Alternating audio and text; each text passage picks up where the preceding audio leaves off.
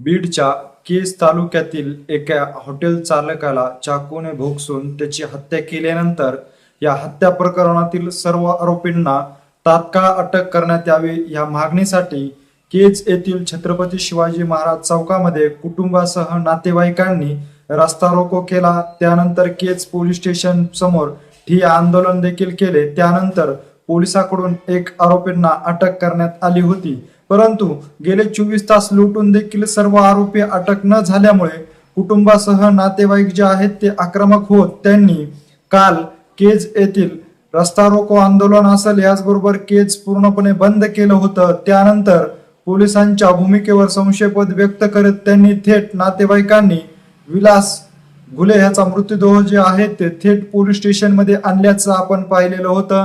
त्यानंतर या हत्या प्रकरणाला राजकीय वळण लागल्याचं देखील आपण पाहण्यास मिळालेलं आहे।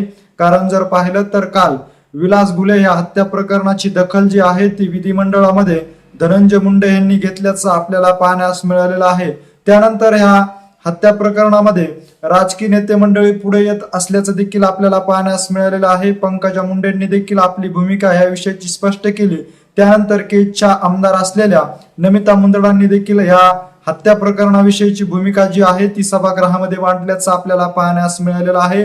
तर या हत्या प्रकरणातील सर्व मुख्य आरोपींना तात्काळ अटक करण्यात यावी, ह्याचबरोबर बीडचे खासदार असलेले बजरंग सोनवणे यांचे पुत्र सौरव सोनवणेला सह आरोपी करण्यात यावी या मागणीसाठी पुन्हा एकदा कुटुंबासह नातेवाईक आक्रमक झाल्याचं आपल्याला पाहण्यास मिळाले। ह्या ठिय्या आंदोलनामध्ये लक्ष्मण हाके हे सहभागी झाल्यानंतर ह्या आंदोलनाला एक वेगळंच वळण मिळाल्याचं देखील आपल्याला पाहण्यास मिळालेलं आहे। प्रसार माध्यमाशी बोलत असताना लक्ष्मण हाके यांनी पोलीस प्रशासनासह प्रशासनाला दिलेला अल्टिमेट, त्यानंतर पोलीस प्रशासनासह शासन ऍक्शन मोडवर आलं आणि ह्या सर्व आरोपींना अटक केली असून यामध्ये पुरवणीमध्ये जे नाव आहे ते सौरव सोनवणे यांचं घेतल्यानंतर त्या ठिकाणी नातेवाईकांनी मृतदेह जो आहे तो आपल्या ताब्यात घेऊन टाकळी या ठिकाणी विलास घुले यांच्यावर अंत्यसंस्कार केल्याचं देखील आपल्याला पाहण्यास मिळालेलं आहे। या हत्या प्रकरणाशी माझ्या मुलाचा कसलाही संबंध नसून राजकीय दोषापोटी हा सर्व खटाटोप केला असल्याचा आरोप बजरंग सोनवणे यांनी प्रसार माध्यमाशी बोलताना केलेला आहे। याचबरोबर आता बीड जिल्ह्यातील सर्वच नेते मंडळी जे आहेत ते आपली राजकीय भूमिका या हत्या प्रकरणाविषयी मांडत असल्याचं आपल्याला पाहण्यास मिळालेलं आहे। आज सभागृहाच्या ठिकाणी प्रसार माध्यमाशी बोलत असताना बीडचे आमदार संदीप क्षीरसागरांनी देखील आपली भूमिका काय आहे ती स्पष्ट केलेली आहे। प्रसार माध्यमाशी बोलत असताना धनंजय मुंडेचं नाव न घेता देखील संदीप क्षीरसागरांनी खूप मोठा असं विधान केलेलं आहे। बजरंग सोनवणे यांच्या बाबतीत देखील त्यांनी खूप मोठा खुलासा देखील केलेला आहे। याचबरोबर बजरंग सोनवणे यांचे चिरंजीव सौरव सोनवणे देखील प्रसार माध्यमाशी समोर येत असताना या हत्या प्रकरणाशी आपला खरंच संबंध आहे का राजकीय दोषापोटी आपल्याला यामध्ये अडकवलं जात आहे या विषयाचं स्पष्टीकरण देखील दिलेलं आहे। त्यामुळे आता या हत्या प्रकरणाला एक चांगलंच राजकीय वळण मिळालं असल्याचं आपल्याला पाहण्यास मिळत आहे।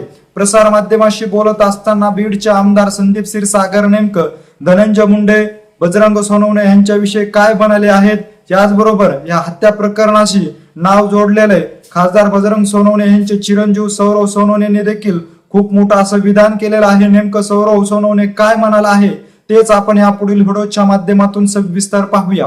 या प्रकरणाच्या संदर्भात संशयिताचं बोर्ड जे आहे ते तुमच्या पक्षाचे खासदार असलेले बीडचे बजरंग बाप्पा सोनवणे यांच्या मुलाच्या वरती जाते, त्यामुळे खरतर बजरंग बाप्पा सोनवणे यांच्यावरती कारवाई करण्यात येते अशी मागणी जी आहे ही समस्त वंजारा समाजाकडनं करण्यात येते। विलास घुले यांचे देखील नातेवाईक या सगळ्या संदर्भात आक्रमक भूमिका घेतात। नाही, घुले कुटुंबियाच्या अतिशय चुकीची गोष्ट झालेली आहे आणि जी चुकीची गोष्ट झाली आहे आम्ही पोलीस प्रशासनाला सुद्धा एसपीला सुद्धा रोज ह्या संदर्भात बोलत आहे की जे गुन्हेगार आहेत तुम्ही पूर्णपणे तपास करा आणि जे कुटुंबाचं जे संशय आहेत किंवा लोकांमध्ये जे काही मतं लोक मांडतात त्या संदर्भातलं, आणि मला वाटतं मी बजरंग बाप्पाची पण बाईट काल त्यांची बघितली, सरळपणे सांगितलं त्यांचा जरी मुलगा असला तर तुम्ही त्याबद्दल तपास करा आणि योग्य ती कारवाई करा।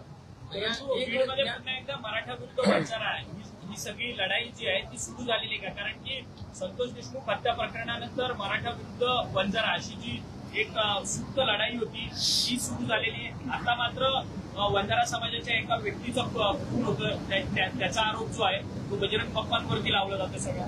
हे बघा, मी जी माहिती जी मला भेटली ते मित्रच होते. मित्रांना हा वाचवायला भुले तिथं गेला आणि त्याच्यातून हा खून झाला. आणि काय होतं, एखादा खून झाल्यानंतर जो गुन्हेगार असतो त्याला जात नसते आणि नेहमी असे काही गोष्टी जेव्हा होतात तेव्हा जिल्ह्याचं चित्र बाहेर जातं. पण एकमेकाला आम्ही सगळे सांभाळून चालणार लोक आणि पोलीस यंत्रणा त्याच्यात तपास करते. एसपी साहेब, मी त्यांनाही बोललो, त्याच्यामध्ये प्रामाणिकपणे तपास आहे. जे कोणी गुन्हेगार असतील ह्याच्यामध्ये, समजा सीडीआर असतील, लोकेशन त्यांचे सापडले असतील, तर निश्चितपणे त्याच्यावर कारवाई होणार. पण असं कळतंय की जे विरोधी पक्ष आहे किंवा राष्ट्रवादीच्या आणखी एक जे व्यक्ती आहेत ते या संपूर्ण प्रकरणामध्ये पोलिसांवर दबाव आणतायत आणि बजरंग अप्पा सोनावणे यांच्या मुलाचं नाव त्यामध्ये टाकलं जावं यासाठी दबाव पोलिसांवर तयार करतात. हे बघा, तुम्ही जर बजरंग बाप्पाचं जर बघितलं, जे काही आरोप झाले, जे काही मीडियावरती येत आहेत, तर बजरंग बाप्पा मला असं वाटतं पळून गेले नाही. बजरंग बाप्पा मीडियासमोर आले, लोकांसमोर आले आणि बजरंग बाप्पा स्वतः म्हणतात त्यांच्या मुलावरती चौकशी करा आणि तपास. आम्ही तर विरोधी बाकावरती आहेत. सरकारमध्ये समोरचे लोक जे काही बोलत असतील तिथं त्यांनी पूर्णपणे तपास, एसआयटी लावा, सीआयडी लावा, तपास त्याचा पूर्ण करा आणि जे आरोपी असतील त्यांच्यावरती गुन्हे दाखल. काल सभागृहात संदीप क्षीरसागर केवळ एका खून प्रकरणावर बोलतायत, केवळ केजमधल्या प्रकरणावर बोलतायत. परळीमध्ये ज्या पद्धतीने गुन्हा घडलेला आहे, खून झालेला आहे, अशा पद्धतीचा गुन्हा बीडमध्ये देखील झालेला आहे. 3 खुनाच्या मालिका 3 दिवसात होतात. केवळ एका खुनाच्या प्रकरणावर तुम्ही बोलताय. मी तुम्हाला परळीमध्ये पण जे काही प्रकरण मुंडे कुटुंबाचं झालं होतं, तुम्हाला जर आठवत असेल की सुप्रियाताई जेव्हा मसाजोगला तिथं भेटायला आले होते तेव्हा मीच त्यांना तिथं घेऊन गेलो. तुमचा असा काहीतरी गैरसमज आहे. काल सुद्धा माझी तब्येत ठीक नव्हती. आज त्याच्यामुळे मी सभागृहात आल्या आल्या मीडियाच्या लोकांनी विचारलं की या संदर्भात तुम्ही बोलणार आहेत का, आणि निश्चितपणे जे घुले कुटुंब आहे त्याला न्याय देण्यासाठी कुठं जरी अडचण आली तर आम्ही रस्त्यावर उतरू. परंतु या सगळ्या प्रकरणामध्ये काल सभागृहात धनंजय मुंडे आवाज उचलताना पाहायला मिळतात. धनंजय मुंडे कुठेतरी सुडापोटी हे सगळं करतात आहेत का? कारण की ज्या पद्धतीने त्यांना मसाजोगच्या प्रकरणात गुंतवलं गेलं त्याच पद्धतीने आता या प्रकरणात धनंजय मुंडेंची भूमिका सुडाची आहे का? हे बघा, त्यांनी काय बोललेत मी आतापर्यंत बघितलं नाही. त्यांचं बोलणं ऐकल्यानंतर या विषयावर बोलेल. पण जो काही तपास होतो, मागच्या वेळेस पण एक प्रकरण माझ्या अवतीभोवती आलं होतं पवार कोचिंग क्लासेस संदर्भात. त्या संदर्भात पण सभागृहामध्ये प्रश्न उपस्थित केला होता. आम्ही पळालो नाही त्याच्यातून.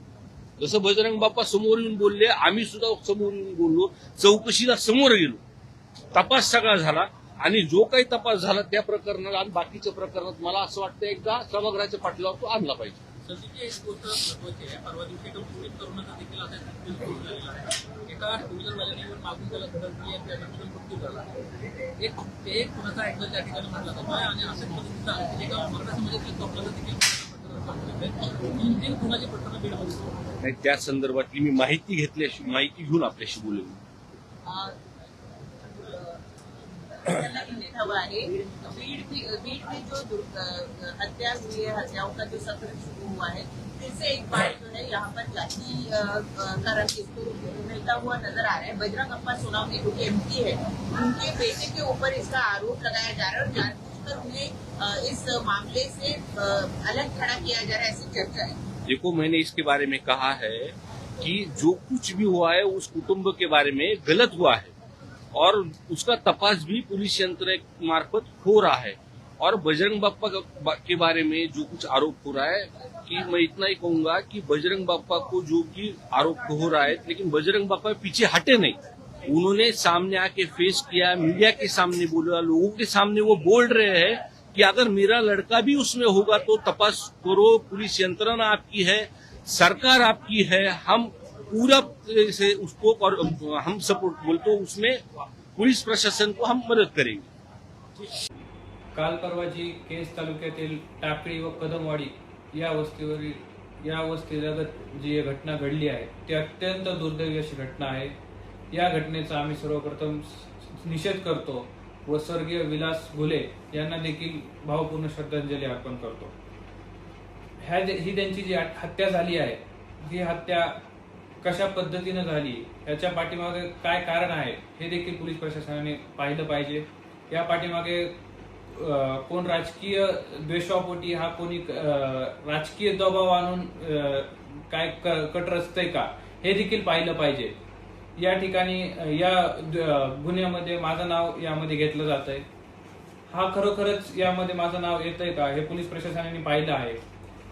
20 जून 2026 वार शनिवार रोजी माझे पूर्ण सीसीटीव्ही फुटेज व माझं या ठिकाणी पाहिले गेले आहे. मी सकाळी 9 वाजता घरून माझ्या पवनसूत निवासावरून निघालो व येडेश्वरी साखर कारखाना युनिट 1 या ठिकाणी पोहोचलो. तिथून परत मी रिटर्न 2 वाजता माझ्या निवासस्थानी परत आलेलो आहे. 2 वाजल्यापासून मी पुढच्या दुसऱ्या दिवशीपर्यंत मी माझ्या घरी निवासस्थानीच आहे. याची देखील सीसीटीव्ही फुटेज SP साहेबांनी असेल, पोलीस प्रशासनाने असेल, यांनी सर्वांनी पाहिली आहे. याची देखील फुटेज आहे. दुसरा विषय म्हणजे त्या ठिकाणी ज्या ठिकाणी ही घटना घडली त्या ठिकाणी माझी थार गाडी गेली आहे असं देखील आरोप केले जातात. पण मी आपल्या सर्वांना सांगू इच्छितो की माझी थार गाडी देखील त्या तारखेला 20 तारखेला पूर्ण दिवसभर माझ्या पार्किंग मध्ये उभा होती. हे देखील सीसीटीव्ही फुटेज मध्ये क्लिअर दिसत आहे. त्याच्यामुळे पोलीस प्रशासनाला देखील विनंती आहे, जर कुठे तुम्हाला मला बोलवायचं असेल तर मी देखील त्या ठिकाणी यायला, आपल्या सर्वांशी संवाद साधायला मी त्या ठिकाणी उपस्थित राहू शकतो. जर तो माझ्यावर कोण आरोप करत असतील तरी त्या आरोपाला मी सामोरे जाऊन आपल्या सर्वांची पोलीस प्रशासन ज्या ठिकाणी मला बोलवेल त्या ठिकाणी येऊन मी आपल्या प्रश्नांना उत्तर द्यायला तिथे हाजीर असेल. कुठल्या तरी राजकीय द्वेषापोटी माझं नाव यामध्ये घेतलं जातंय का हे देखील बघितलं पाहिजे. आपण सर्वांनी बघितलं गेलं की या ठिकाणी माझं नाव यामध्ये घेतलं जात आहे, परंतु यात काहीच तथ्य नाहीये. हे सगळे बिनबुडाचे आरोप आहेत.